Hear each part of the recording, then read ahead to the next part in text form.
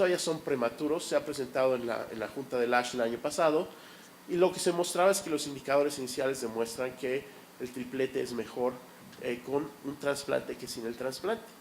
Y la razón de esto, hay varias explicaciones, pero quizás una de las más importantes es que la proporción de pacientes que llegan a enfermedad mínima residual negativa es más alta cuando a esto se le sigue de un trasplante, en el 80% contra el 65% en pacientes que se hacía esta determinación por citometría de flujo en este caso en particular, ¿no?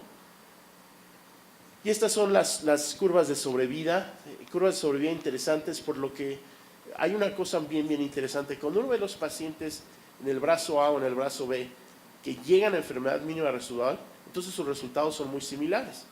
Entonces resulta que la diferencia entre los dos brazos es más que nada por la proporción de los que llegan a enfermedad mínima residual negativa. Ahora, en los Estados Unidos ha pasado algo bien interesante. Un paciente me llegó con esta gráfica y me dijo, mire, yo estaba viendo a su colega, ya terminé 4 ciclos del BRD y no me quiero hacer trasplante. Y este estudio dice que si soy negativo, pues no me tengo que hacer trasplante. Y dije, ay caray, está bien informado el señor, ¿no? Sabía de lo que estaba platicando. Pero él no quería hacerse trasplante. Bueno, a resumidas cuentas, hablamos, le hicimos una médula ósea y enfermedad mínima residual, se lo hicimos por genética. ¿Y qué creen que salió? Una célula. O sea, no era negativo, pero era casi negativo. ¿Y qué decidió el paciente? Pues no se hizo el trasplante, obviamente, ¿no? Él ya había decidido que no se iba a hacer el trasplante, pasara lo que pasara. Pero a ese nivel de sofisticación están llegando algunas de las conversaciones con ciertos de los pacientes que estamos viendo. Ahora, hay otro esquema. Este es un esquema que se ha presentado de forma muy preliminar. Nada más quiero mostrar los resultados enfocándonos en esta curva azul, que es lo que estamos pensando para mejoría a muy largo plazo, y es el esquema de usar el carfilzomib, lenalidomida y dexametasona como primera instancia para mielomas de nuevo diagnóstico seguidos por trasplante. Estos pacientes también se les da un poco de consolidación después del trasplante con el mismo fármaco, y la tasa de respuesta era básicamente de 100% parcial muy buena después de esta consolidación post-trasplante. Y con citometría de flujo, bueno, primero, respuesta completa estringente del 80%, que en el grupo español ese que decía era 30%, o sea que esto ha subido mucho, ¿no? Y citometría de flujo del 70%.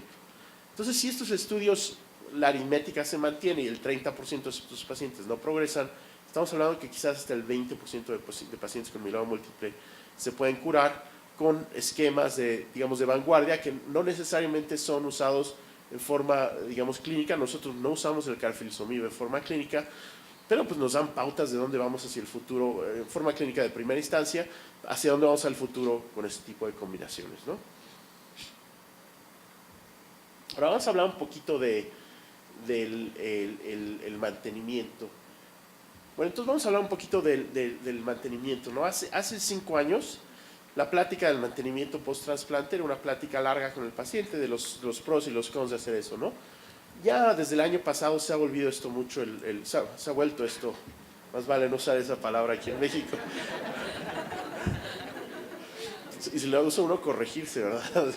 Se ha vuelto obviamente de rutina como algo estándar para el manejo de pacientes post-trasplante. Esto se publicó ya en un metaanálisis por el doctor McCarthy en la revista del JCO, en el que se ve muy claramente la separación de los pacientes. Los números no se pueden leer aquí, pero son básicamente entre 23 y 53 meses de diferencia con ellos que llevan mantenimiento y que no. Es una diferencia muy importante en sobrevida global, aproximadamente de 2.5 años.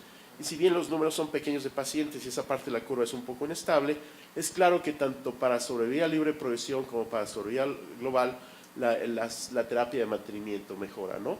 Y ahorita bajamos un poquito a los subgrupos de cómo se analiza esto. Entonces, pues esto ya es algo estándar. Entonces, si podemos poner 50 meses, 52 meses, y le ponemos otros 6, 8 meses entre lo que el paciente hace la inducción y hace el trasplante, es correcto decirle a un paciente de mieloma múltiple que si usted ve el tiempo del que fue diagnosticado, pasa trasplante y se lleva en mantenimiento, y uno toma 100 pacientes, en promedio nos va a dar una duración de control de enfermedad de 5 años, que es distinto a lo que pensamos normalmente de 2 a 3 años quizás, sin tratamiento, sin esquemas de mantenimiento y en forma pues ya comprobadas con bases de datos muy importantes, ¿no? Entonces creo que es muy claro. Ahora, una pregunta que no quiero que la respuesta, pero simplemente la piensen un poquito. ¿Quién se va a beneficiar más del mantenimiento, por ejemplo, con lenalidomida? Un paciente de 59 años, un hombre, en estadiaje 2, en tasa de respuesta completa después del trasplante, o una mujer de 60 años en estadiaje 3 con tasa de respuesta parcial.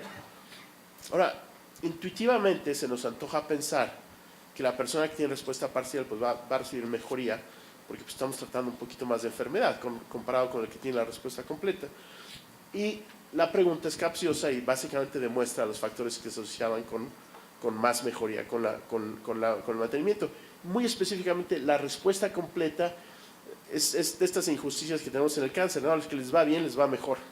Entonces, el que tiene respuesta completa incluso tenía más beneficio con el esquema de mantenimiento, que es una pregunta muy común. Llega un paciente a la clínica, le hacemos su médula después de trasplante, está bien, y decimos, bueno, ¿y ahora qué? Ya estoy en respuesta completa, a lo mejor ya no tengo que verlo, doctor. No, resulta que son los pacientes que tenían más beneficio, como se muestra en el esquema de tipo Bosque, como llaman los Estados Unidos ahí, para las gráficas de los subgrupos. Un poquito más beneficio en los hombres, quizás tiene que ver con que hay factores de riesgo más altos en las mujeres y también un poquito más en los pacientes más jóvenes. Ahora les voy a mostrar otro estudio que hicimos, también lo muestro para los residentes, que hicimos un estudio haciendo la misma pregunta de las bases de datos estas de compañías de seguro y mantenimiento, y hicimos la pregunta, ok, vamos a tomar una serie de pacientes que tengan un diagnóstico de mieloma múltiple, se identificaron esos pacientes. Ahora, como las compañías de seguros pagan por los medicamentos, que inmediatamente después del diagnóstico tengan pagos para bortezomib, lena e incluso hasta la dexametasona se ven en las compañías de seguros. Ok, tenemos esto. Ya tenemos una serie de pacientes. Ahora, esos pacientes que tengan además un trasplante, un número cierto de meses después del diagnóstico inicial, los tenemos esos pacientes. Entonces ya tenemos una serie estándar de pacientes con inducción de BRD seguidos por trasplante. Ahora vemos de todos esos pacientes que tenemos, cuáles empiezan a hacer pagos para mantenimiento con lena y cuáles no. Entonces vemos quién está en mantenimiento y no. Entonces ya tenemos la forma de separar los dos grupos de los pacientes. Y por último preguntamos básicamente, ¿cuál es la próxima vez que estos pacientes tienen un pago por algún fármaco nuevo? Por ejemplo, otra vez inyección de bortezomib o de carfilzomib, y basado en eso hicimos curvas de Kaplan-Meier. Estos estudios obviamente no tienen la pureza que tiene un ensayo de fase 3 prospectivo, pero los resultados fueron idénticos de lo que se presentaba en el metaanálisis. Básicamente una diferencia de 53 contra 23 meses para los pacientes que se mantienen en mantenimiento. Es un estudio, todavía no lo hemos publicado, pero lo presentamos recientemente en la junta del ASH, ¿no? Y otra vez, para que un poquito la imaginación les vuele a la idea de que quizás hay alguna base de datos ahí que se puede usar para más de tipo de estos estudios. Otra parte que hicimos bien interesante es que, como obviamente pues, las compañías de seguros pagan por estos fármacos en este grupo de pacientes, rápidamente podemos ver cuáles son los fármacos que se usan y cómo progresa, por ejemplo, alguien que no tiene mantenimiento, generalmente se va a mantenimiento con lena, o el que tiene lena a veces se le sube la dosis, a veces se le cambia a terapia nueva con bortezomib, y empezamos a hacer un poquito el análisis de cómo se están usando estos fármacos, lo que le llaman allá en la vida real, el real world que se dice en el inglés, ¿no? Y entonces van a haber muchos más de estos estudios. De hecho ya hay una serie de editoriales que han salido.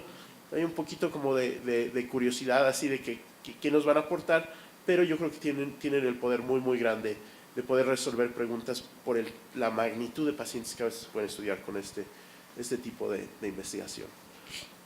Ahora, un punto que siempre vale la pena recalcar es que el paciente que tiene alto riesgo, esto se puede medir en muchas formas obviamente, pero el paciente que tiene alto riesgo es bueno considerar que a veces el trasplante y el tratamiento único con un fármaco va a ser insuficiente. Este es un estudio que publicó el doctor Cabo en la revista Blood, y si bien es ya de hace 6 años para acá, todavía es muy relevante. Pacientes que tenían la 414, si los ponían en consolidación post-trasplante con BTD contra TD, pues el BTD le iba mejor que el TD. Eso era muy claro que había una mejoría para estos pacientes. Sin embargo, si ven a los que recibían BTD y se aplica la presencia de la 414 como un factor pronóstico, no se ve ninguna diferencia. Y si ven a los pacientes que tenían TD nada más y se les volvía a medir la 414, se separaban muy claramente las curvas. Esto es tan claro que ya para los pacientes de 414 es muy importante considerar el mantenimiento dentro de las posibilidades de las instituciones y las posibilidades del paciente, y quizás darles un poquito un esquema, tanto con el inmunomodulador como con el inhibidor del proteasoma en la sesión del post-trasplante. Ahora vamos a hablar de algunos de los estudios con respecto al seguimiento a más largo plazo con los inmunomoduladores. Estos son un par de estudios que ustedes ya conocen, pero uno es el 15, en el que se comparaban el MPR seguido por R de mantenimiento, el MPR y luego el MP para los pacientes con mieloma múltiple, no candidatos al trasplante, eran pacientes que realmente se veían más en las instituciones de carácter europeo, pero sobre todo lo muestro este estudio para enseñar el efecto tan importante que tenía en la curva de la sobrevida el descontinuar el tratamiento en aquellos brazos que no tenían mantenimiento. Lo ven aquí en el lado izquierdo en cuanto a sobrevida libre de progresión. Aquellos que se mantenían en el mantenimiento con Lena, la curva obviamente seguía extendiéndose más en forma positiva, mientras que veíamos una inflexión muy clara en aquellos pacientes en los que se para este tratamiento. Ahora, esto es interesante porque este tipo de fármacos no vemos mutaciones, entonces sabemos que hay un nivel de estrés que se lleva a las células. Parece ser que son fármacos que requieren presencia constante para el efecto sobre las células, que es lo mismo que vemos, por ejemplo, con el ibrutinib en la enfermedad de Waldenström. Estos son fármacos que si el ibrutinib uno lo para, uno rápidamente empieza a ver que suben las proteínas monoclonales. Y entonces, basado en el conocimiento que ya tenemos de la biología de cómo funciona esto, y lo que vemos en los ensayos clínicos, pues se ve como importante el tratar de continuar medicamentos que tengan efectos sobre las proteínas, sobre el metabolismo de las proteínas en pacientes de mieloma múltiple. El otro estudio es el estudio FIRST, que era una pregunta básicamente similar, es el tratamiento de primera instancia con LEN más DEXA de forma continua, es decir, sin parar el medicamento por 18 ciclos o el MPT por 12 ciclos también.